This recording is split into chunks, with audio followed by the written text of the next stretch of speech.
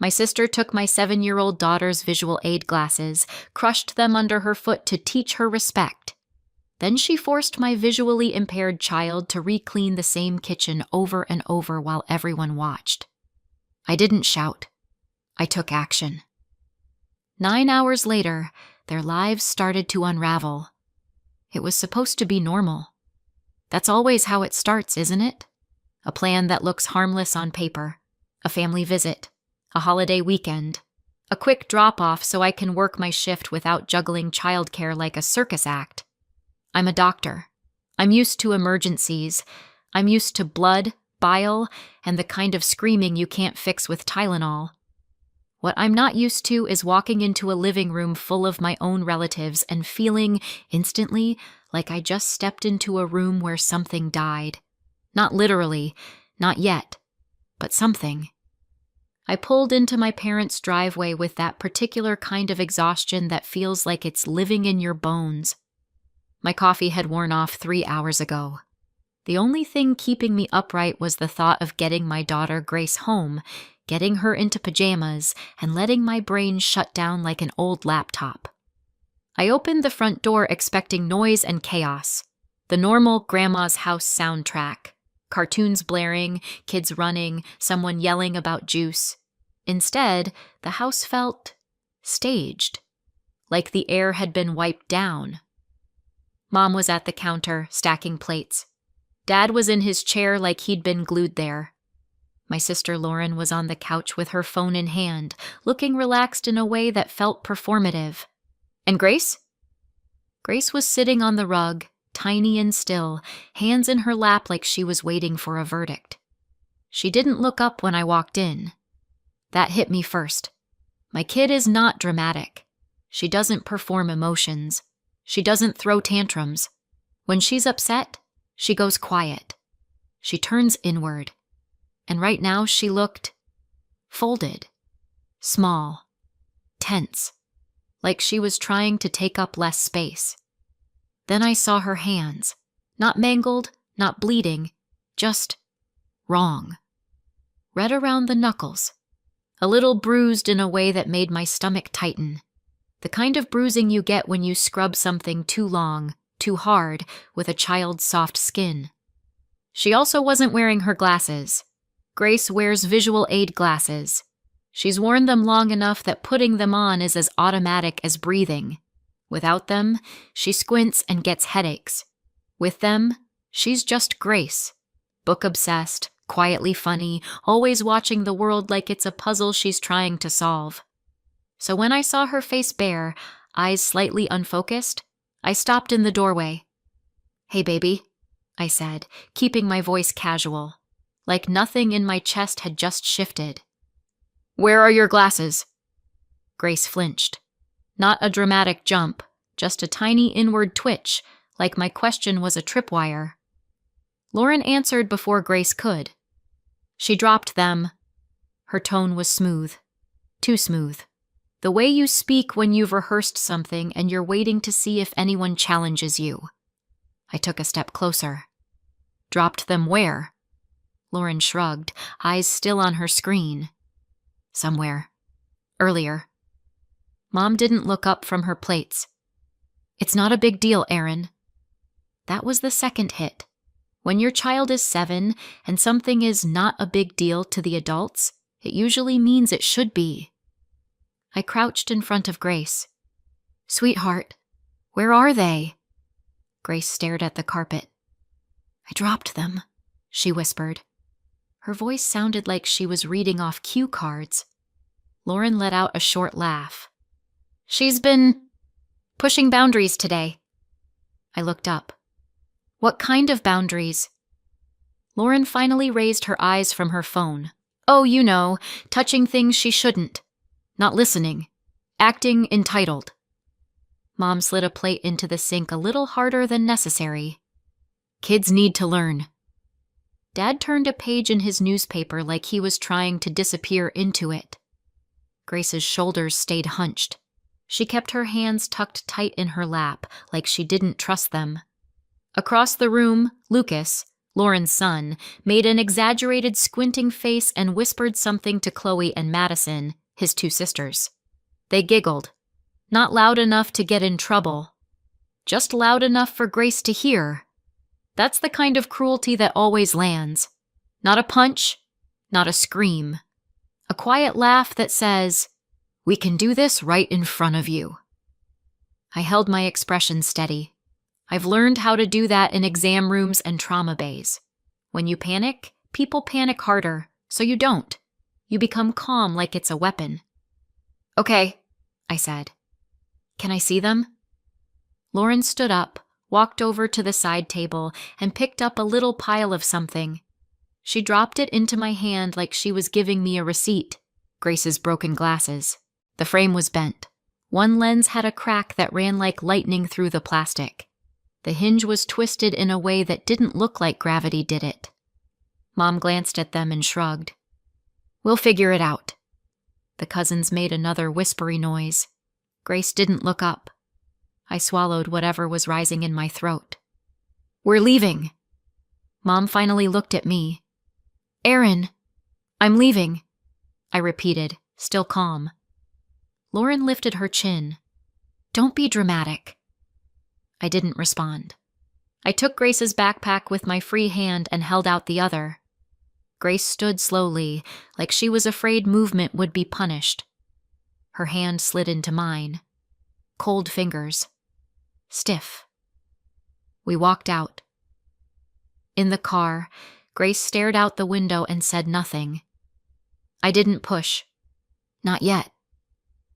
I got us home, took her inside, and immediately pulled out the backup pair of glasses from her drawer. Because of course she has a backup pair. I'm not a monster. I'm a single mom with a child who needs to see. We have backups for everything. I have backups for my backups. I have backups for my faith in humanity, and even those are running low. Grace put them on, and her shoulders dropped a fraction, like her brain could finally stop straining. Physically, she was safer. Emotionally, she looked like she was still sitting on that rug, listening to her cousins laugh. I checked her hands in the kitchen light. The redness around her knuckles was clearer now. There were faint bruises, too. Nothing huge, but enough to make me want to drive back over there and rearrange the furniture with my bare hands. "Did you fall?" I asked softly. Grace shook her head. "Did you hurt your hands doing something?" Her eyes flicked up to mine, then away. "No." Cue cards again. I didn't press. I made dinner, mac and cheese, because I wasn't emotionally stable enough for vegetables. Grace barely ate. Later, after her bath, after pajamas, after I brushed her hair and pretended like my heart wasn't running laps inside my ribs, I sat on the edge of her bed. "Hey," I said. "Can you tell me what happened today? The real version." Grace's mouth tightened. She stared at the blanket like it might give her instructions. I kept my voice light. "You're not in trouble. I'm not mad at you. I just need to understand." Silence. Then, I did something bad." My stomach dropped. "No, you did something that made them mad. That doesn't mean you did something bad." Grace swallowed. Her voice came out in fragments, like she was stepping around landmines. "I thought Aunt Lauren was watching a video. On her phone." "Okay." So I looked. Just for a second. "Okay." And she got really mad. Like, really mad. Grace's fingers twisted the edge of her blanket. She said I was disrespectful. And she said I had to learn respect. My hands went still in my lap. And then, she took my glasses. I didn't speak. I didn't breathe. "She threw them down," Grace whispered. "And she stepped on them. Like hard." Grace's voice cracked. "I told her I couldn't see. She said I should have thought about that." My brain tried to stay calm. My body tried to become fire. Grace kept going, quieter. Then she made me clean the kitchen. And I did, but she said it wasn't good enough. So I had to do it again. My eyes flicked to her hands. Again and again, Grace said. My hands hurt. And Lucas and Chloe and Madison were laughing and... Grandma watched. And Grandpa? I asked. Grace shrugged, tiny. He was there.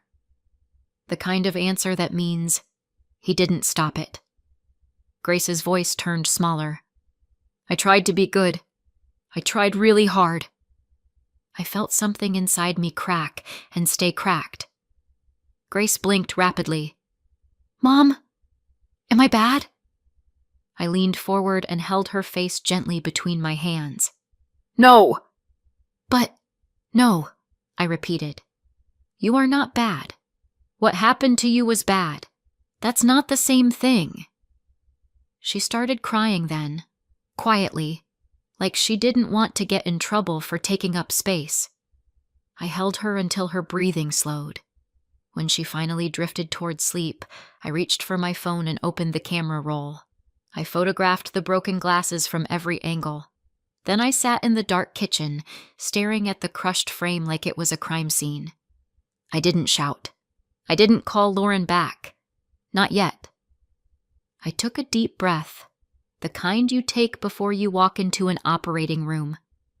And I started making plans, because 9 hours after I found out what they did to my child, their lives started to unravel. People don't wake up one morning and decide to become cruel. They practice. They sharpen it like a skill. They wrap it in polite words.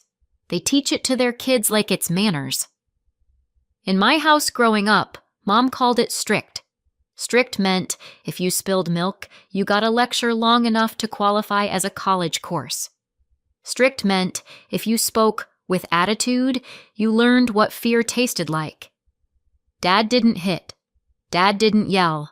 Dad perfected the art of being physically present while spiritually checked out. He sat in his chair, sighed when Mom got loud, and acted like silence was neutrality instead of consent. Lauren figured out early how to survive in that ecosystem. Smile at the right moments. Say, yes, ma'am. Become the good kid. And once she did, the lightning stopped hitting her. It hit me instead. That's how families like this work. They don't change. They just pick a target. By the time I was a teenager, I could read footsteps like weather. Fast steps meant rage. Slow steps meant lectures. Silence meant something worse was coming. Lauren learned to use it. If she broke something, she'd cry first. If she got caught, she'd gasp like she'd been betrayed. Mom would swoop in, comfort her, then turn toward me like I'd committed a felony. I don't know when exactly I stopped expecting fairness. It wasn't a dramatic moment. It was more like erosion. One tiny injustice at a time until you just accept the shape of your life. I became a doctor because it was the first place rules made sense. In medicine, there are still unfair things. People get sick for no reason. Children suffer. Bad things happen to good families. But at least the rules are real. Cause and effect exist. If you treat pneumonia, the lungs improve. If you stitch a cut, the bleeding stops. At home, cause and effect were negotiable. I kept contact with my parents because that's what you do when you've been trained to feel guilty for breathing. And because when Grace was born, I looked at her and felt something I'd never felt as a kid. Protective love. The kind that makes you want to build her a world where she's safe. So I tried. I tried to give her grandparents, cousins, an aunt. I told myself it would be different with her.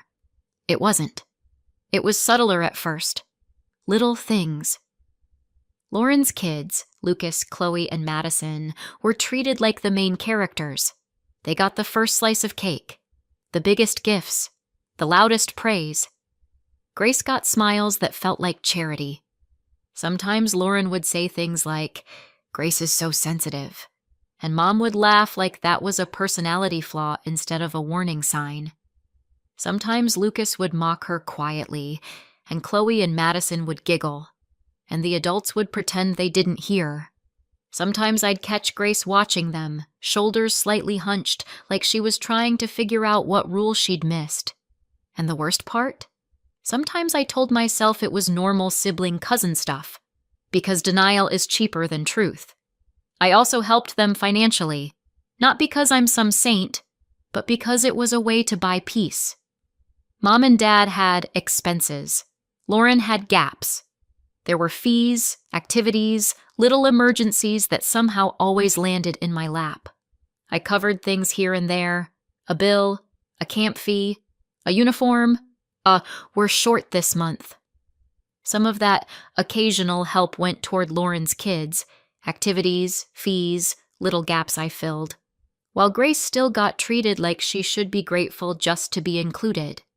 It was the family version of rent, pay to stay tolerated. And then there was Raymond Whitman, Uncle Ray.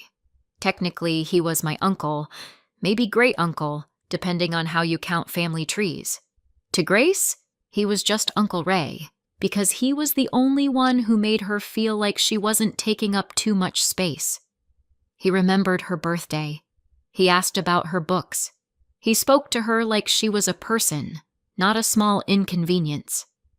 When he died recently, I grieved hard. Not loudly, not theatrically, just the quiet grief of realizing the one decent adult in your extended family is gone. After Ray's death, family gatherings felt tense in a way I couldn't name. Not because anyone said anything, because people stopped making eye contact, because conversations ended when I walked into rooms, because something had shifted under the surface and nobody was going to tell me what it was. I told myself it was grief, stress, everyone coping differently. I told myself a lot of things, and then Lauren crushed my daughter's glasses under her foot and called it respect. And suddenly, my brain stopped accepting lies as comfort. I didn't wake up the next morning angry. I woke up cold. There's a difference. Anger is loud. It wants to fight. It wants to be seen. Cold is quiet. It wants to finish things. Grace was sitting at the kitchen table in her backup glasses, tracing circles on her placemat like she was trying to erase herself. She looked up when I walked in, and her eyes did that thing children do when they're waiting for punishment they don't deserve. "Hey," I said, keeping my voice steady. "You're not in trouble. Okay?" She nodded, but her shoulders stayed tight. I made coffee, opened my laptop, and logged into my bank account. I didn't do it dramatically. I didn't slam keys or mutter revenge speeches. I simply stopped paying. One by one, I canceled everything. The recurring help, the little transfers, the automatic payments that had become background noise in my life, the support I'd been providing to Mom and Dad, the occasional coverage for Lauren, the fees that weren't my responsibility but had been my reality. Cancel, cancel, cancel. Each click felt like taking my own oxygen back. Then I wrote one message. 1. Family group chat. No caps, no paragraphs of emotion. Just facts. Lauren destroyed Grace's glasses. The cost to replace them is $800. I expect reimbursement. Effective immediately, you will not have access to Grace. Do not contact her. Do not come to my home. I hit send, and then I waited. Not for a reply, for Grace. Because what happened didn't just break plastic. It broke something inside her. After breakfast, Grace lingered near the doorway of the living room like she didn't know where she was allowed to exist. "Mom?" she asked. "Yeah?" Her voice was small. "Why was Aunt Lauren so mad at me?" I sat on the couch and patted the cushion beside me. Grace sat carefully, like the couch belonged to someone else. "I don't know," I said honestly. "But you didn't deserve what she did." Grace stared at her hands. The faint bruising on her knuckles was still there, like a quiet signature of what happened. "I didn't even..." I didn't even do anything, she whispered, and her voice wobbled in that way that makes you want to break the universe in half for hurting your kid. I kept my tone calm. Tell me what you remember. Grace hesitated. It was stupid. Okay. I thought she was watching a video, like TikTok. I nodded. Kids are kids. Curiosity is not a crime. And when I looked, Grace said, brow furrowing, it wasn't even interesting. It was boring, like grown-up stuff. What kind of grown-up stuff? She scrunched her face like she was trying to pull the memory out of fog. Like an email. I didn't read it. I just saw words. Any words you remember? Grace shook her head, then paused. There was a word. Like trust? I don't know what that is. My coffee stopped tasting like coffee. Grace kept going, unaware she'd just dropped a grenade into my lap. And I saw Uncle Ray's name, she added, still focused on how unimportant it seemed. Just for a second, I didn't even want to read it. Aunt Lauren just got mad right away. She shrugged, like the most confusing part was that her aunt had overreacted to something boring. I kept my face neutral through sheer willpower. Okay, I said softly. Thank you for telling me. Grace's eyes flicked up. Am I in trouble? No, I said, and this time my voice didn't shake. You're safe. She exhaled, like she'd been holding her breath since yesterday. I hugged her, held her longer than usual, not because she needed it, though she did, but because I needed the reminder that she was here, with me, and not on someone else's floor scrubbing until her hands bruised. Then my phone rang. Lauren. Mom and Dad were on speaker within 10 seconds, like this was a coordinated emergency. Lauren didn't even bother with hello. What is this message? Mom's voice cut in, sharp. Aaron, what are you doing? I kept my voice flat. I'm done. Lauren scoffed. Done with what? Your tantrum? You destroyed Grace's glasses, I said. You're paying for them, and you're not seeing her. Lauren snapped too fast. That's not what happened. Mom chimed in immediately, like she'd been waiting for her cue. She dropped them. And you're canceling payments? Lauren added, like that was the real crime. Are you serious right now? Dad said nothing. Of course. Lauren's denial came out sloppy, tangled with justifications she couldn't help herself from adding. We didn't destroy anything, she said, and then immediately, she was being disrespectful. She needed consequences. So which is it? A tragic accident or a punishment? Pick a lie and commit, Lauren. This is amateur hour. I didn't argue. I'm not paying for you anymore, I said. And you're not touching my child. Mom's voice rose. You're tearing the family apart. No, I said calmly. You did that when you stood there and watched. There was a beat of silence, and in that silence I heard something I'd never heard from them before. Fear, because the leash had snapped. Lauren hissed, You can't do this! I almost laughed. The entitlement was impressive. I already did, I said. Don't call Grace. Don't come here. Pay for the glasses. And then I ended the call, not because I'd won an argument, because I wasn't having one. Grace peeked around the corner. Was that Aunt Lauren? I forced my voice gentle again. Yeah. Grace's eyes filled. Is she mad? Let her be mad, I said. That's not your job to fix. That night, after Grace fell asleep, I sat at my laptop again. Not my bank account this time. I searched. Raymond Whitman. Obituary. Law firm. Probate. The kind of boring grown-up words Grace had dismissed as nothing. And for the first time, the question in my head wasn't why did she do this? It was, What were they hiding that made her do this? The lawyer's office smelled like coffee that had given up on life. Michael Harris was calm in the way only people who deal with paperwork disasters can be.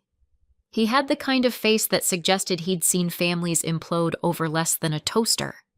I told him the short version, the useful version, Grace's glasses, the crushing, the forced cleaning, the respect fixation, the phone, the word trust. Raymond Whitman's name on an email. Michael didn't flinch. He just nodded slowly, like a man checking boxes in his head. "You want to know if there was a trust," he said.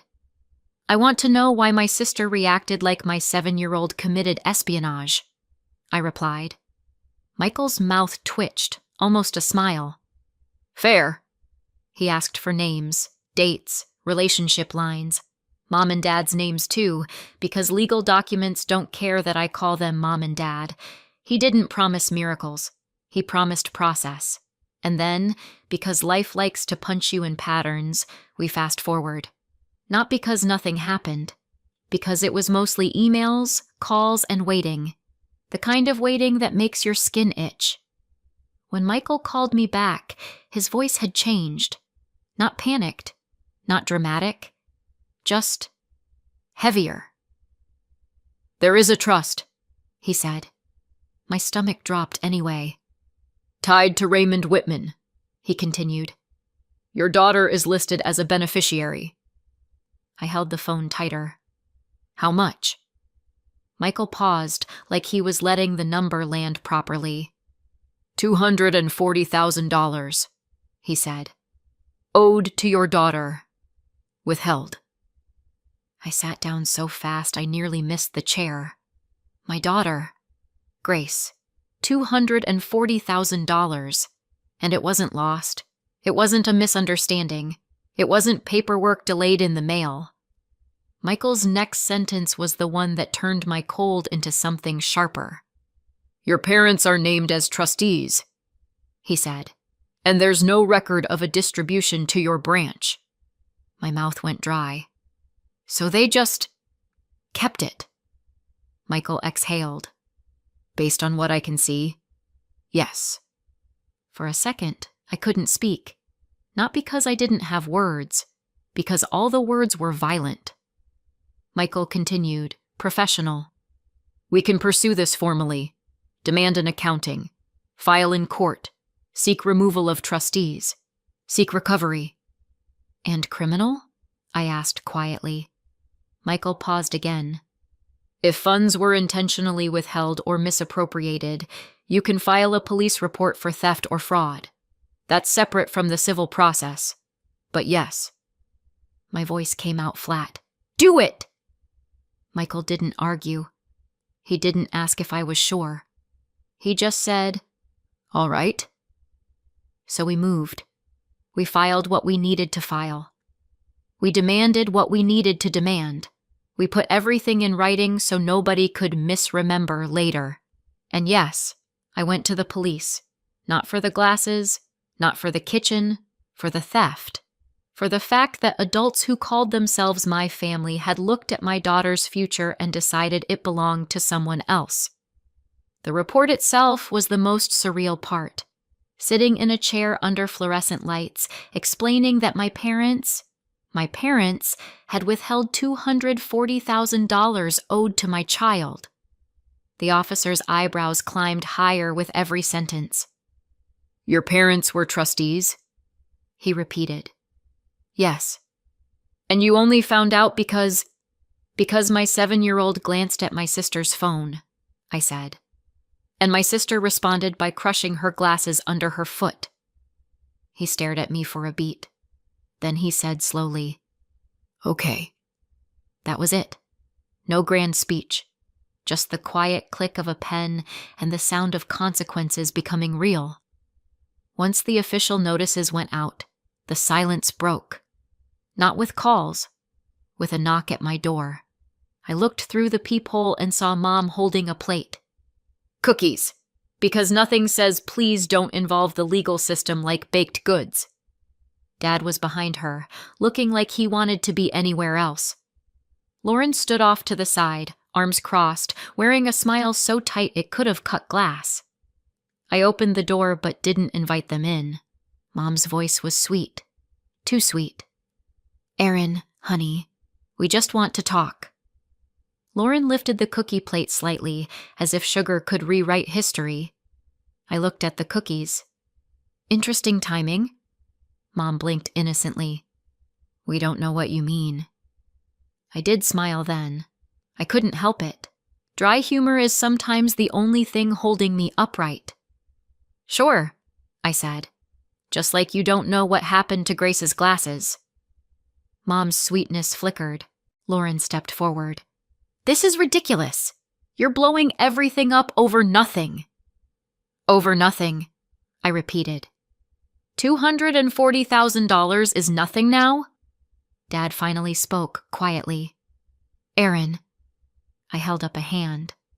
"Talk to Michael Harris." Mom's face tightened.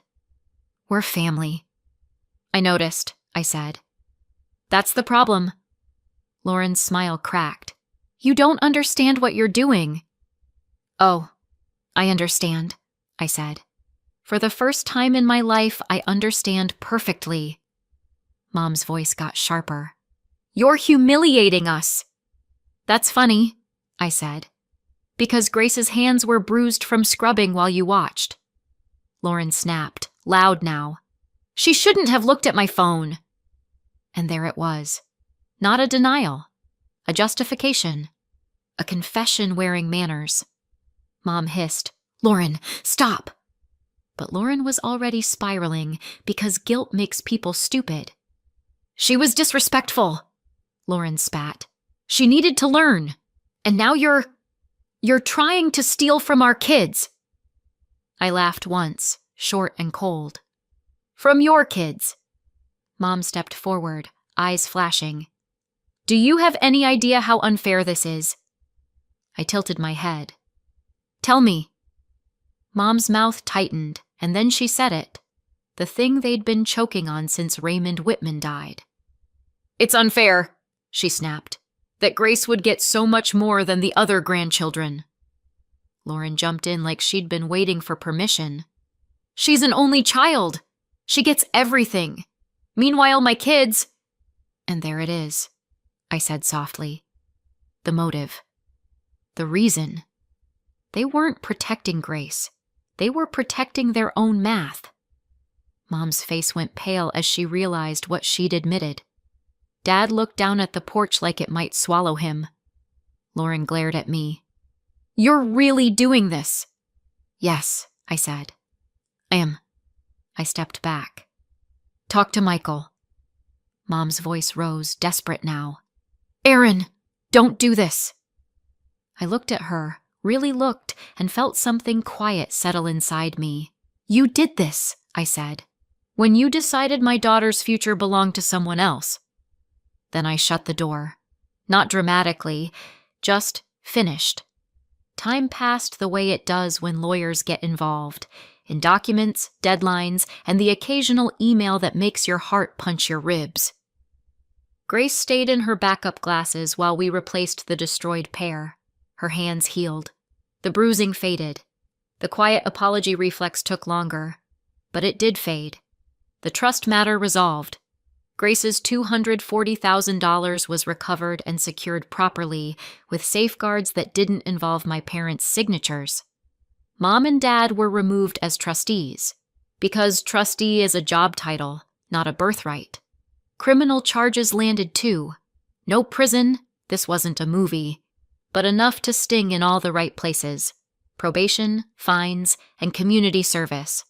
The kind of community service that comes with a fluorescent vest and people you know walking past pretending not to stare. And yes, the wider family found out. Secrets don't survive court filings. Invitations dried up. Phone calls slowed. The people who'd once nodded along to respect and discipline suddenly got busy. Funny how morality shows up once there's paperwork. Lauren's life shrank. Mom's social circle did that quiet, evaporating thing. Dad stayed quiet, as always. Silence isn't innocence, but it is consistent. As for us, we stayed no contact. Grace stopped apologizing every time she took up space.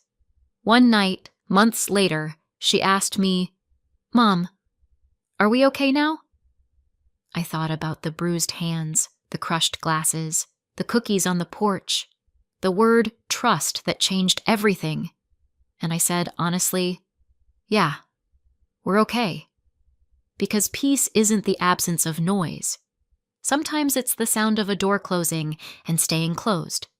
So what do you think? Did I go too far or not far enough?